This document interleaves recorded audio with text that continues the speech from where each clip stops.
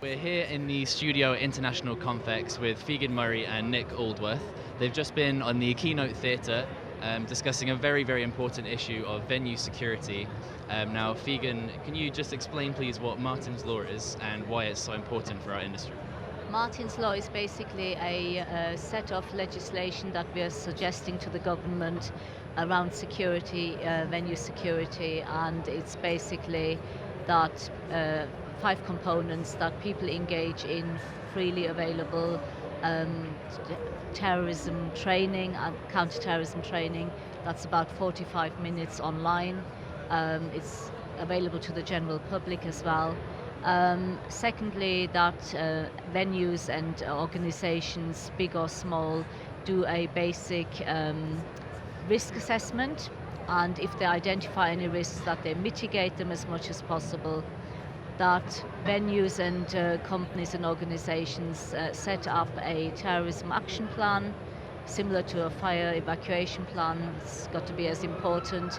And lastly, that bigger venues in particular work closely with local authorities. That's basically Martyn's Law. Fantastic. And Nick, can you do you think that for some venues there's a sense of that it couldn't happen to me? Do you think that people need to be taking more responsibility in this important issue?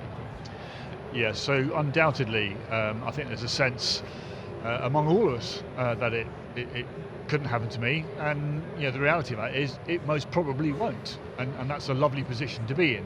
However, as my dear friend Figen here will tell you, that it did happen to her and her family, and I've also met countless other people to whom it has happened, and in 1 year alone it happened to 36 people murdered and hundreds more injured. So it does happen.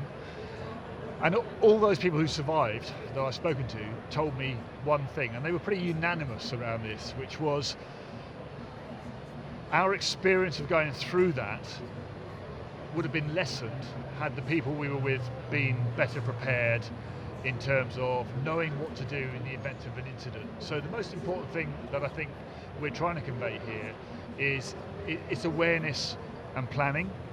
And I know there's a natural paranoia within most industries about security costing. Most of what we are asking does not cost. And this was through your experience also as National Counter-Terrorism Coordinator, correct? Yeah, so for a while at the end of my career, I was responsible for making sure that the whole of the UK was better protected against terrorism and more prepared to deal with it. Specifically across 2017, I had that responsibility for London, and that brings with it, quite frankly, for me, a sense of burden that too many people died while I held that responsibility, and since that time, I've pretty much vowed I'll do whatever I can to make sure that doesn't happen again, and I know many people are on that journey with me. Absolutely, and of course the impetus for Martyn's Law was the tragic bombing in May 2017 of Manchester Arena, in which Figen, your son Martyn, was tragically lost his life. Can you just give us a sense of what Martyn was like as a person? He was a really fun person. He really enjoyed life and lived it completely to the full. He just enjoyed having a good time. He loved being with his friends and his family. He was just a fun guy. And who do you think needs to be paying attention to Martyn's Law? I think the general public as a whole. I think we all need to, from a personal security point of view, be more aware of our environment, but actually, Martyn's Law is mainly aimed at obviously the events industry and anywhere where people actually gather. And I think it's important that people take responsibility for their customers, Absolutely. And Nick, on the subject of responsibility, what do you think the venue's responsibility should be, and where should the mandate come in to support organisers themselves? Like, should venues be supplying organisers with help, with advice in terms of security? So I think the responsibility comes with talking candidly and bluntly it is with whoever's making the money out of the event. So if I own a coffee shop, I should have a responsibility for my customers. If I'm running an event, I should have the responsibility, but if that event is being hosted within a building that's obviously contracting, or you're contracting to provide that service, then they equally have a responsibility for that service they're providing to you. And I think if you follow the trail of who's responsible under, for example, health and safety legislation, you're probably following a very similar trail to that which needs to be followed for security legislation.